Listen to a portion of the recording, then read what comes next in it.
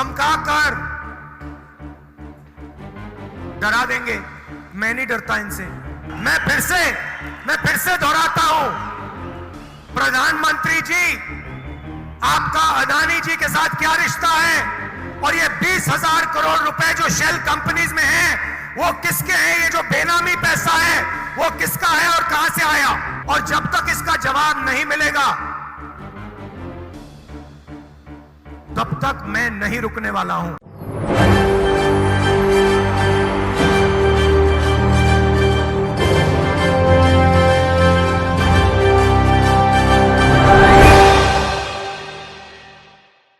आखिरकार अडानी मुद्दे पर पीएम नरेंद्र मोदी कब अपनी चुप्पी तोड़ेंगे? कब भारतीय जनता पार्टी ये समझ पाएगी जो वो कर रही हैं वो सरासर गलत है, जो वो कर रही हैं वो जनता के खिलाफ है और आने वाले चुनाव में इसी मुद्दे के तहत उनकी हार भी साबित हो सकती है। लेकिन ये बात उन्हें कब समझ में आएगी? समझ ना आने का कारण सबसे बड़ा ये है कि अडानी मुद्दा खुलकर सामने ना आ जाए, अडानी पर जेपीसी की जांच ना हो जाए, जांच के तहत अडानी अपना मुंह ना खोल दे। अगर अडानी अपना मुंह खोलते हुए नजर आते हैं तो यहाँ पर पीएम नरेंद्र मोदी साफ तौर पर पकड़े जाएंगे और आने वाले चुनाव के दौरान देखा जाएगा कि उनकी कुर्सी खतरे में आ जाएगी। इसी को लेकर राहुल गांधी लगातार डटे हुए हैं। राहुल गांधी अडानी मुद्दे पर कई खुलासे करते हुए नजर आते हैं। हिंडनबर्ग की रिपोर्ट जब सामने आती है उसी को ललकारते हुए पीएम नरेंद्र मोदी, अमित शाह, स्मृति ईरानी और खुद गौतम अडानी दिखाई देते हैं, झुटलाते हैं कि ये रिपोर्ट सरासर गलत है। ऊंचे पायदान पर घपलेबाजी से अडानी पहुंचते हैं और फिर धड़ाम से नीचे पायदान पर गिर जाते हैं। ये साबित करता है कि इन खुलासों के तहत अडानी ने जालसाजी की थी, जिसमें बखूबी पीएम नरेंद्र मोदी उनकी भागीदारी देते हुए नजर आ रहे थे। लेकिन सबसे बड़ा सवाल यही है कि आखिरकार कब इन सब चीज़ों का पर्दाफाश होगा। लेकिन इसी बीच आपको बता दें कि जहां राहुल गांधी गौतम अडानी को लेकर मोदी पर हमलावर साबित हो रहे हैं, वहीं यहां पर केंद्रीय मंत्री, गृह मंत्री यहाँ पर अमित शाह लगातार जो बयान पेश कर रहे हैं उनसे साफ तौर पर जाहिर हो रहा है कि यहाँ पर वो पीएम नरेंद्र मोदी का बचाव तो नहीं लेकिन राहुल गांधी को घेरते हुए ज़रूर नजर आ रहे हैं, क्योंकि उन्हें समझ आ गया है कि उनकी सरकार में कितनी कमियां हैं, वो खुद कितने भ्रष्टाचार से घिरे हुए हैं और पीएम नरेंद्र मोदी को जो अडानी पर लेकर हमला बोला जा रहा है वो कितना सही है। नमस्कार, मैं नाज़मीन खान और आप देख रहे हैं SPN 9 न्यूज़। अमित शाह लगातार एक बयान देते हुए नजर आते हैं। उन बयानों में वो सिर्फ राहुल गांधी को घेरते हुए नजर आते हैं, राहुल गांधी पर निशाना साधते हैं। जब तमाम कांग्रेस ये बोलती हुई नजर आती है कि गौतम अडानी पर उनके पास सबूत हैं, अब यहाँ पर आपको अपना मुंह खोल देना चाहिए, तो अमित शाह कहते हुए नजर आते हैं कि अगर आपके पास सबूत है तो आप कोर्ट का रुख करिए, आप वहां पर जाइए और जो कुछ भी होगा दूध का दूध पानी का पानी हो जाएगा। ऐसी बातें वो करते हुए नजर आते हैं गौतम अडानी को लेकर अमित शाह, लेकिन साफ तौर पर जाहिर नहीं करते हैं। इसके साथ ही साथ वो राहुल गांधी को घेरते हैं, कहते हैं आने वाले चुनाव में उनका पूरा का पूरा सुपड़ा साफ हो जाएगा, एक भी राज्य में वो चुनाव जीतते हुए नजर नहीं आएंगे। तो यहाँ पर साफ तौर पर जाहिर करता है कि अमित शाह यहाँ पर पीएम नरेंद्र मोदी का बचाव कर रहे हैं, गौतम अडानी पर खुलासा करते हैं लेकिन साफ तौर पर जाहिर नहीं करते हैं।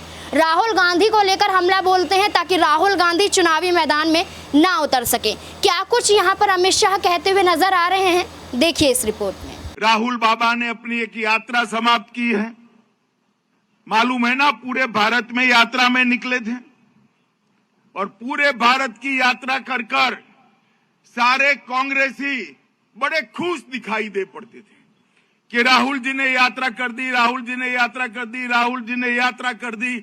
अब उसके बाद नॉर्थ ईस्ट के 3 राज्यों के चुनाव आए।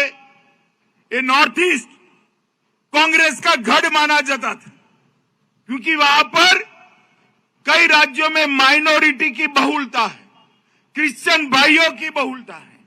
कांग्रेस ऐसा मानती थी कि नॉर्थ ईस्ट हमारा गढ़ है, गत चुनाव में हमने हराया तो कांग्रेस के नेता सारे कहने लगे, उस वक्त में राष्ट्रीय अध्यक्ष था, ये तो फ्लूक है, फ्लूक है, एक बार अचंभे में जीत गए हो। ये यात्रा समाप्त कर राहुल बाबा वहां गए, जोर शोर से प्रचार करा और तीनों राज्यों में कांग्रेस का सुपड़ा साफ हो गया और तीनों राज्यों में मोदी जी के नेतृत्व में त्रिपुरा में पूर्ण बहुमत की भारतीय जनता पार्टी की सरकार बनी। नागालैंड में फिर से हमारे 13 विधायक चुनकर आए और मेघालय में भी हम आज सत्ता में हिस्सेदार है। हमारे सपोर्ट से वहां पर सरकार बनी। अमित शाह के बयानों से साफ तौर पर जाहिर होता है कि वो अपनी ही सरकार पर सवाल तो खड़े कर रहे हैं। कभी कानून व्यवस्था को लेकर सवाल खड़े करते हैं तो कभी गौतम अडानी को लेकर सवाल खड़े करते हैं। इसी बीच निर्मला सीतारमण की बात की जाए तो वो अडानी मुद्दे पर चुप रहने की बात बोलती है।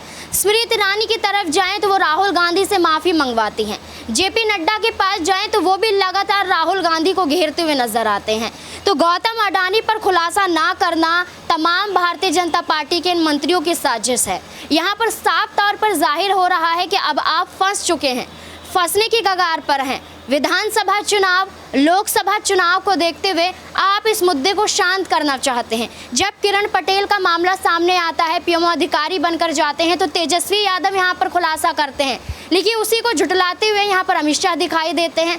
उसके बाद आप देखेंगे कि मोदी सरनेम में राहुल गांधी को घेरा जाता है ताकि संसद में ना बोल सकें और ऐसे में 2 साल की सजा सुना दी जाती है। 20 अप्रैल को सुनवाई होनी है, लेकिन उससे पहले अमित शाह के ये बयान साफ तौर पर जाहिर कर रहे हैं कि आप कांग्रेस पर क्यों हमलावर साबित हो रहे हैं। आपके बयान साबित करते हैं कि राहुल गांधी पर ऐसे तंज कसना इस और इशारा करता है कि आप अडानी पर सच्चाई उजागर नहीं करना चाहते हैं। तमाम तरीके से भारतीय जनता पार्टी के मंत्री ये साफ तौर पर जाहिर करते हुए नजर आ रहे हैं। अमित शाह के बाद जेपी नड्डा क्या कुछ राहुल गांधी को लेकर कहते हुए नजर आते हैं, देखिए इस रिपोर्ट में। Division, division, division and division. समाज को जितना बांट सकते हो बांटो। North south, language, caste, creed, religion, हर पर जितना बांट सकते हो बांटो। और सच्चाई ये है, फैक्ट रिमेन्स दैट बांटते बांटते खुद बंट गए। इन तमिलनाडु 60 years बैक इनके पांव उखड़े थे, ये श्रिंक हुए थे, आज दिन तक तमिलनाडु में वापस नहीं आ सके। केरला में रूल करते थे, आज कमजोर होते होते होते होते श्रिंक कर गए। कर्नाटक में अभी भी झगड़ा समाप्त नहीं होता है। आंध्र में आप सरकार में थे, तेलंगाना में आप सरकार में थे, आपने तेलंगाना भी बनाया, आंध्र भी बनाया और दोनों जगह से चले गए।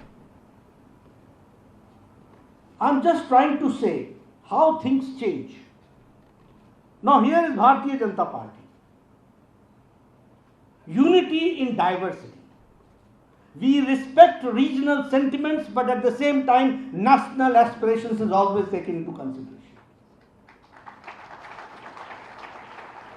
अगर हमारे प्रधानमंत्री तिरुवल्लुवर की बात यूनाइटेड नेशंस में करते हैं, अगर वो नाथ प्रभु केम्पागौड़ा जी की बात करते हैं, अगर वो यहाँ के कवियों की बात करते हैं, तो सिर्फ वो कवि की बात नहीं करते हैं, कवि के माध्यम से उस धरती की खुशबू की बात करते हैं। इस बात को हमको समझना।